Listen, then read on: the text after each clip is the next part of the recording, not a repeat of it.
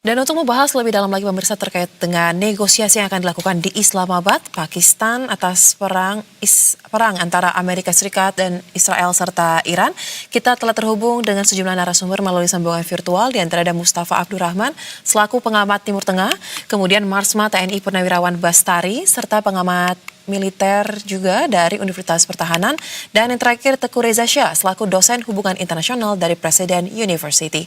Halo, selamat malam Bapak-bapak, apa kabar? Selamat malam, baik-baik. Baik. Kita akan mulai dialognya. Terima kasih telah meluangkan waktu di Berita Satu Utama. Saya ingin ke Pak Mustafa terlebih dahulu.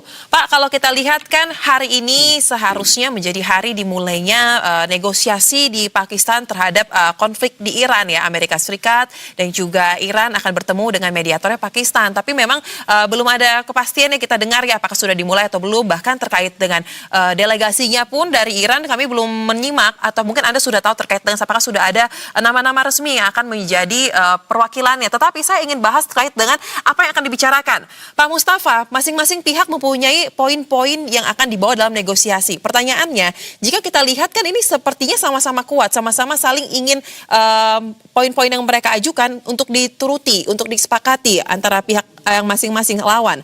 Nah, seberapa realistis sebenarnya syarat-syarat ini untuk dibahas dalam negosiasi di Islamabad ini, Pak? Sebelum masuk ke materi atau agenda yang akan dirundingkan di Islamabad, nah, ini sebelum masuk situ, ini masih menjadi pertanyaan besar nih. Apakah perundingan di Islamabad jadi atau tidak ini? Ini jadwalnya saya luruskan bukan hari ini, tapi besok pagi, hari Sabtu. Karena hari Jumat itu hari libur di Pakistan, jadi seharusnya perundingan itu dimulai besok hari Sabtu. Tapi sampai sekarang di waktu Indonesia bagian Barat, ini jam 6 lewat pukul 5. Antara Jakarta atau Indonesia bagian Barat dengan Islamabad itu selisihnya ada 3 jam ya, lebih dulu sini. Jadi kalau sini jam 6 di Islamabad, sekarang itu jam 3 sore. Sampai jam 3 sore, delegasi Iran belum sampai ke Islamabad. Nah, beberapa jam yang lalu memang protes dari Iran atas serangan Israel yang brutal atas Lebanon ya, ini menjadi batu sandungan atas perundingan di Islamabad ini. Jadi Iran minta supaya gencatan senjata antara Iran sama Amerika itu meliputi Lebanon ya. Nah, Pakistan pun juga mengkonfirmasi bahwa kesepakatan gencatan sementara selama 2 minggu antara Iran dan Amerika itu meliputi Lebanon, tapi Israel membantah. Kemudian Amerika mendukung klaim atau bantahan Israel tersebut.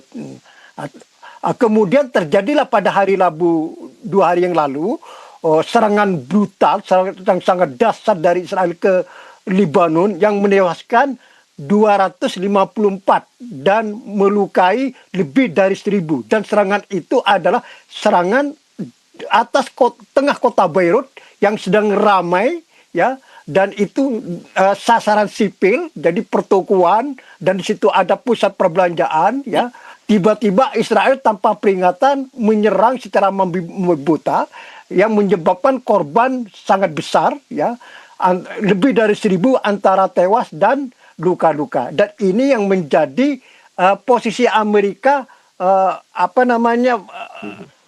agak susah, dilematis kan, sehingga Trump menurut stasiun televisi NBC Amerika, Trump langsung menelpon Netanyahu supaya mengurangi serangan terhadap Lebanon, karena ini bisa mengancam atas perundingan yang di Islamabad. Dan ini kemudian Netanyahu menyanggupi menerima permintaan Trump tersebut. Tapi menurut media Amerika dan Israel hari ini, Netanyahu minta ke Trump waktu 2 hari sampai 5 hari.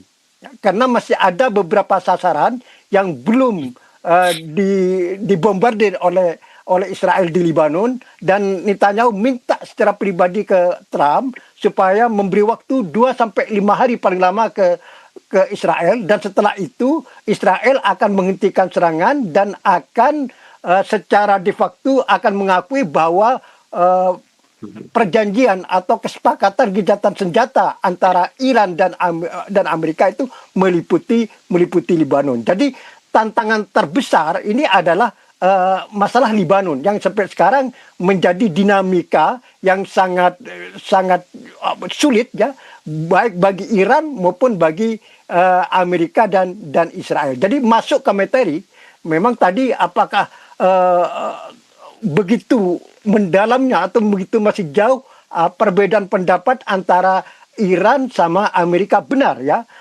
Ini tidak mudah. Perundingan besok ini tidak mudah kalau memang berlangsung sesuai dengan jadwal.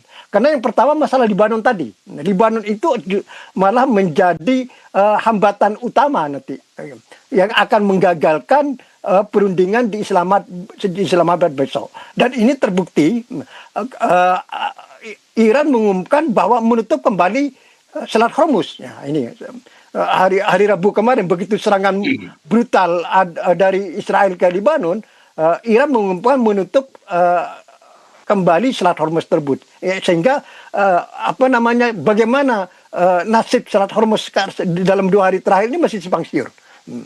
Yang jelas Iran belum sepenuhnya bersedia membuka Selat Hormuz sesuai dengan permintaan Trump, ya. Kan kesepakatan gencatan sementara antara Iran dan Amerika itu kan semacam transaksi antara Iran dan Amerika.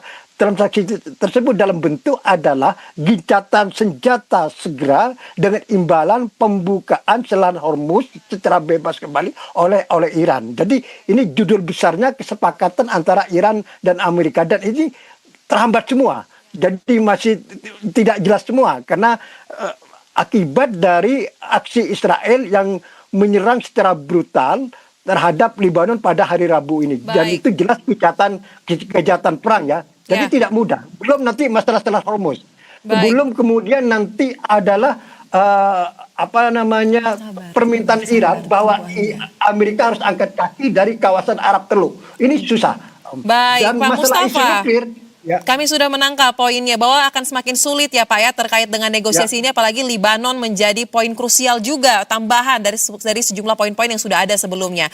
Nah, sekarang saya ingin dengar dari Pak Teguh Reza Syah. Pak Teguh, apakah memang Anda juga melihat hal yang sama? Bahkan keberadaan Lebanon ini akan semakin memperkeruh, membuat semakin sulit nih nanti dalam proses negosiasi yang akan berlangsung mungkin pada besok pagi, ya Pak. Mungkin walaupun kita masih menunggu nih dari Iran, apakah benar akan mengirimkan perwakilannya atau tidak? Bagaimana Pak Mustafa? Pak Teguh Reza Syah. Terima kasih. Pendapat dari Pak Mustafa tadi sangat jelas, ya. Tapi intinya adalah suasana kebatinan ini dari kedua pihak itu berat, tapi mereka harus menjalani. Kalau saya menempatkan diri dalam tim negosiator Amerika Serikat, mereka juga ragu-ragu, harus jalan, tapi impeachment ada potensi juga dalam negeri saya, begitu. Ini tentunya membuat mereka berpikir-pikir. Siapa tahu Donald Trump di menit-menit terakhir memerintahkan dialog ini tidak jadi. Di kalangan dalam negeri Iran juga ada pemikiran. Kami sedang di atas angin. Kami sedang mengendalikan lewat 10 poin tersebut. Maka itu harus jalan, begitu. Kemudian dari luar negeri, Amerika Serikat dan Iran. Kita lihat Israel terus melakukan pemboman di Lebanon. Tadi sudah dijelaskan dengan baik oleh Pak Mustafa. Cuman tidak mustahil dari Lebanon ini meluas lagi. Dan tidak mustahil Israel juga mengatakan, ini Lebanon kok lemah-lemah sekali. Kami juga akan serang lagi Gaza dan wilayah-wilayah lain di Timur Tengah. Terus dua negara ini juga menghadapi tantangan lain. Masyarakat dunia juga berharap agar gencatan senjata itu berujung damai, tapi di antara mereka juga ada yang optimistik dan pesimistik. Kalau seperhatikan media massa CNN itu pesimistik. Mereka mengatakan ini kira-kira itu Israel and Hezbollah trade strikes ahead of high stakes US-Iran talks. Kemudian Al Jazeera juga mengatakan, mempertanyakan what are the terms and what next. Tapi kalau di Anadolu itu lebih positif. Mereka mengatakan bahwa akan ada potensi win-win solution. Jadi kalau kita lihat dari pola-pola yang berjalan sekarang, itu terlihat bahwa masing-masing negosiator juga terpengaruh berpengaruh. Tentunya mereka akan bertanya secara internal ya, akankah kami menjadi bagian dari penyelesaian masalah ataukah penyebab masalah baru? Sementara dari masing-masing negosiator akan bertanya, apakah lawan kami itu akan berdialog dengan mengedepankan masa depan dunia ataukah mereka akan egois? Jadi ini adalah perang batin yang ada dari dua tim negosiator tersebut, urusan dalam negeri, urusan luar negeri, dan juga harapan sangat tinggi bagi dunia Islam untuk melihat apakah benar-benar Iran ini mampu menjadi penyambung lidah mereka untuk sebuah perdamaian dunia. Jadi kita masih menunggu siapakah sajakah anggota dari tim negosiator Amerika Serikat ataukah siapa sajakah anggota dari tim negosiator Iran, karena kredibilitas J.D. Vance itu sangat tinggi, juga kredibilitas dari Muhammad Bagher Ghalibaf juga sangat tinggi. Baik, baik. Nah, saya ingin pandangan dari militer sekarang. Pak Bastari, kita lihat ya di tengah upaya gencatan senjata yang dilakukan, Israel melakukan serangan ke Libanon. Nah, kini Libanon masuk dalam poin krusial untuk pembahasan antara kedua negara tersebut. Pertanyaannya, dari sisi militer sebenarnya apa yang ingin dicapai oleh Israel terkait dengan serangan dilakukan ke Libanon, padahal sudah ada gencatan senjata. Apakah ini secara militer memang ada agenda tersendiri untuk menekan salah satu pihak, mungkin Amerika Serikat dalam hal ini, atau bagaimana sebenarnya Pak? Silakan. Baik, terima kasih Mbak Fuzai. Jadi kalau saya melihat, saya akan terfokus dulu ya pada aspek butir-butir di dalam 10 poin naskah perdamaian atau perundingan yang dikemukakan oleh Iran. Lalu pada aspek kedua, itu posisi Israel itu di mana? Nah, yang pertama dulu, kalau kita melihat bahwa dari perspektif militer paling tidaknya ada 3 yang harus diperjuangkan di dalam perundingan itu, yang oleh Iran kemudian sejauh ini disetujui oleh pihak Amerika. Yang pertama, non agresi ya, sekarang dan yang akan datang.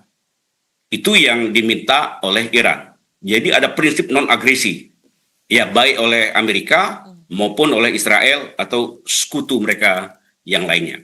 Yang kedua, itu penarikan seluruh kekuatan militer Amerika di Teluk, di negara-negara Teluk.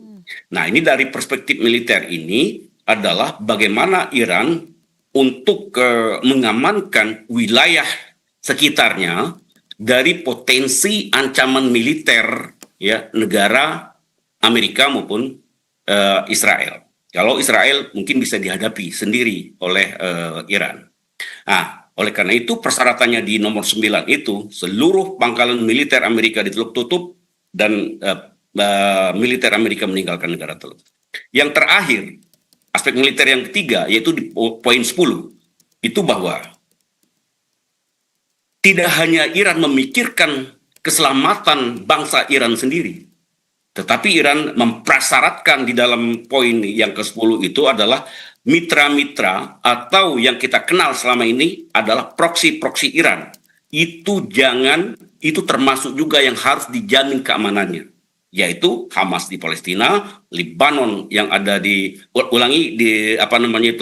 Hizbullah yang ada di Lebanon, kemudian Houthi di Yaman, dan proksi-proksi yang ada di Suriah, kira-kira seperti itu. Dari 3 ini sebetulnya kalau kita melihat itu kan, kecuali yang pertama ya, non agresi itu kemungkinan akan bisa dengan cepat disetujui dan dilaksanakan di lapangan ya oleh Amerika. Tapi poin ke-9 dan ke-10 itu akan sangat berat untuk dilaksanakan oleh Trump dan Israel tentunya. Jadi kalau saya melihat dari 3 aspek ini dari perspektif militer, ini akan menjadi suatu isu yang sangat-sangat penting dan sangat dinamis sekali ketika perundingan itu dilaksanakan nanti. Kemudian di mana posisi Israel? Posisi Israel justru apa yang dia lakukan sekarang, kata Amerika, buka secara total Selat Hormuz. Posisi Israel tidak ada kaitannya dengan Selat Hormuz. Dia hanya mengakui bahwa dia setuju dengan Amerika ketika Amerika akan menyetujui usaha perdamaian atau perundingan tersebut. Tetapi agenda Israel sendiri.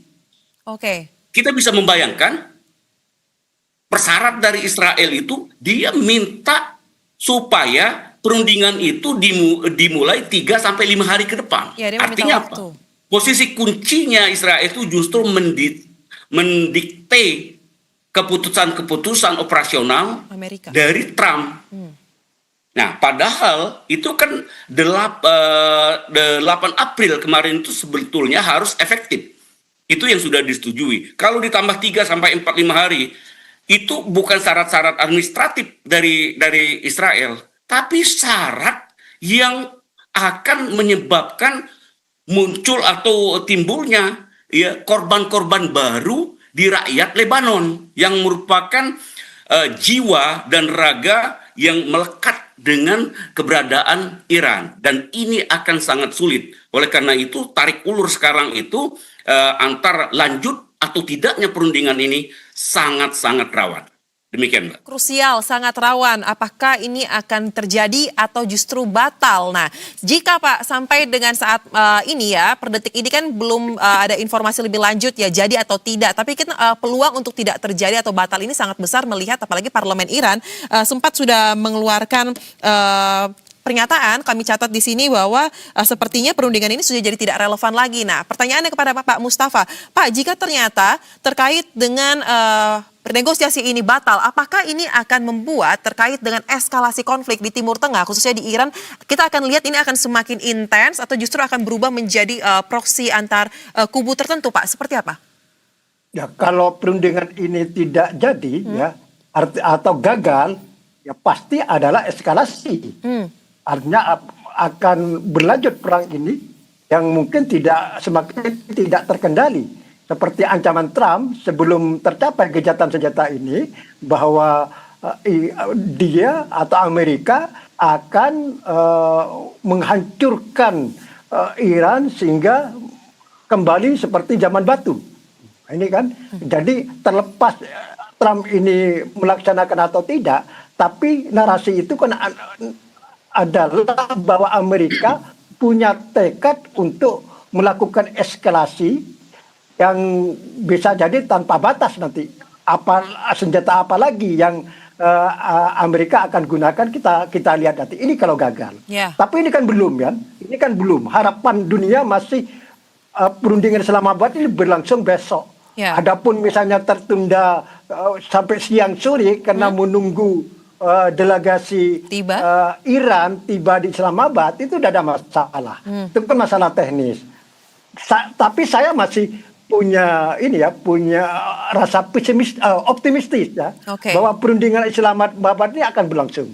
Walaupun mungkin ada penundaan beberapa jam atau mungkin ada penundaan sehari atau 2 hari karena menyelesaikan masalah Lebanon dulu, kan gitu kan. Ini yang pertama. Yang kedua, kalau lihat komposisi delegasi dari kedua pihak, Iran dan Amerika, ini memang kedua pihak ini memang sangat serius. Jadi mengirim tim terbaiknya dan di ranking yang kelas A lah, kelas satunya sekarang. Misalnya dari Iran, ini akan dipimpin oleh Ketua Parlemen Muhammad Baghir Ghalibaf, dan di situ anggotanya ada Menteri Luar Negeri Abbas Araghi. Kemudian ada ini juga sangat signifikan di tokoh lah di Iran, yaitu Sekjen Dewan Keamanan Nasional Iran yang baru, Muhammad Bakir Dulkozer.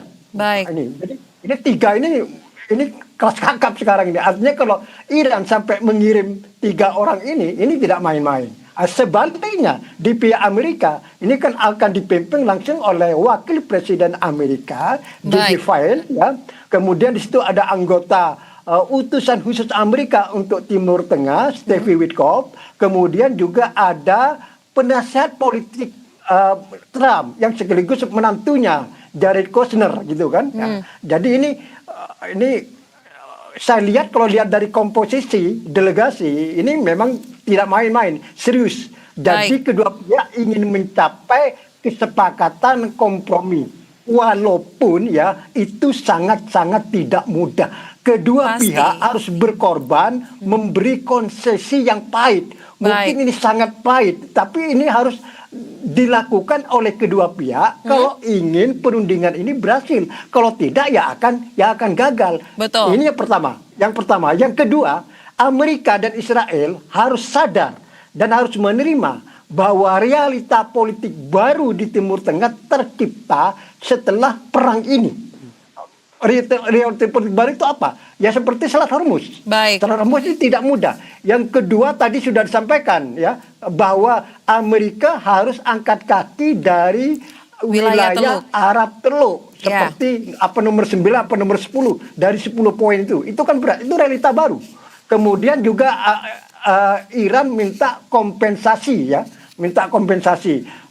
Kemudian kalau masalah nuklir, menurut saya ini paling mudah kalau nuklir akan capai. Tapi yang lain-lain itu, kemudian juga yang menjadi hambatan nanti dan ini yang menggagalkan perundingan sebelum perang dan akhirnya meledak perang ini. Baik. Amerika ngotot bahwa Iran harus memiliki rudal balistik yang jangkauan tembaknya hanya 300 sampai 500 Baik, Pak kilometer. Mustafa. Dan ini ditolak oleh Iran. Dan kalau Amerika masih ngotot ini, perundingan di Islamabad akan gagal. Baik, tapi kita berharap sebenarnya tetap berlangsung ya. Tapi kan peluang masih bisa terjadi bahkan untuk gagal. Nah, kalau dari Pak Teguh Reza Shah, apakah Anda melihat nantinya ketika ini misalnya tidak terjadi karena sudah tidak relevan dinilai dengan kondisi yang bereskalasi, apakah akan ada peluang juga mungkin untuk selain konflik bereskalasi lagi atau justru akan masuk mediator-mediator baru mungkin? Pak Teguh, seperti apa dari hubungan internasionalnya? Saya perhatikan para mediator sekarang sudah kehabisan energi ya. Misalnya Pakistan kehabisan energi, Oman juga sudah, dan negara-negara Eropa juga tampaknya nggak tahu harus berbuat apa. Ya karena ini adalah faktor Israel yang sangat berat. Israel kan menekan Amerika Serikat sedemikian rupa kan, di mana Israel selalu mengatakan bahwa kalau penghentian total perang itu nggak mungkin, saya mau bermain di Lebanon. Baik. Walaupun Iran mengatakan tidak, di Lebanon dan Yaman dan belahan bumi lain Anda semua harus diam. Israel nggak pernah mau itu. Dan cara berpikir Israel adalah lebih galak daripada cara berpikirnya Amerika Serikat. Karena Israel berpikir jangan sampai ada suatu titik-titik di mana potensi saya untuk membangun Greater Israel itu musnah. Israel selalu berpikir begitu, bahwa namanya wilayah itu selalu mengkombinasikan latar belakang sejarah, latar belakang keagamaan, dan juga jaminan jangka panjang untuk keamanan dia. Bisa kita lihat dia mengganggu di Lebanon. Lebanon itu kan kecil, batasnya hanya sebatas 80 km kan. Tapi bagi Israel, setiap jengkal yang sudah saya kuasai itu harus saya pertahankan. Betul. Kalau saya bisa mempertahankannya kecil, saya juga akan bisa mempertahankan perbatasan saya dengan Jordan, dengan West Bank, dengan Egypt, dengan Syria, dan juga dengan manapun yang ada di Mediterania. Baik, nah kalau begitu dari sisi militer seperti apa, mungkin singkat saja Pak Bastari, apakah jika nanti tidak terjadi eskalasi konflik tadi kurang lebih Pak Mustafa mengatakan tentu akan terjadi, tapi seberapa cepat sebenarnya eskalasi secara militer akan dilakukan? Hitungan hari kah, secara jam kah, atau bahkan mungkin akan lebih lama mungkin dari segi minggu? Seperti apa, singkat saja Pak? Ya, jadi kalau kita melihat bahwa tindakan-tindakan Israel itu justru memang sudah diwaspadai oleh dunia internasional, dan yang paling krusial dalam hal ini adalah Uni Eropa atau Eropa pada umumnya itu sangat mengecam ya terhadap dua hal. Pertama tentang serangan Israel terhadap Lebanon itu, kedua itu adalah bagaimana tindakan Israel itu terhadap pasukan perdamaian ya dari United Nations, dari PBB, yang mengakibatkan beberapa pasukan PBB itu sampai tewas ya oleh Israel, dan itu akan mengakibatkan keretakan secara fakta kemiliteran NATO dengan Amerika, dan khususnya terhadap Israel. Tentu kemitraan itu kita dengar bahwa akan dievaluasi secara menyeluruh oleh negara Eropa. Oleh karena itu ke depan saya pikir ketika Trump yaitu mencapai ke perdamaian dengan Iran khususnya secara militer, kemudian Eropa menghentikan kemitraan strategisnya dengan Israel, maka disitulah posisi pelemahan kekuatan militer daripada Israel akan memuncak. Nah, itulah sebetulnya kerisauan seperti itulah yang ada di benaknya pemimpin daripada Israel. Oleh karena itu, agenda dia harus tuntas di Lebanon dalam rangka minimal dia mengamankan pagar depan, pagar samping, pagar belakang daripada Israel itu sendiri ketika nanti terjadi perdamaian antara Amerika dengan Iran. Begitu. Baik. Analisa yang sangat tajam dan menarik Bapak-Bapak. Kita akan nantikan bagaimana kelanjutan terkait dengan agenda negosiasi yang akan berlangsung di Islamabad. Besar harapan ini tidak batal ya, karena dunia sangat menantikan terkait dengan keberlangsungan dan bagaimana cerita akhir dari konflik tersebut. Terima kasih Pak Bastari, Pak Mustafa dan juga Pak Teguh Reza Syah. Terima kasih. Salam sehat, selamat kembali Terima kasih. beraktivitas. Terima kasih.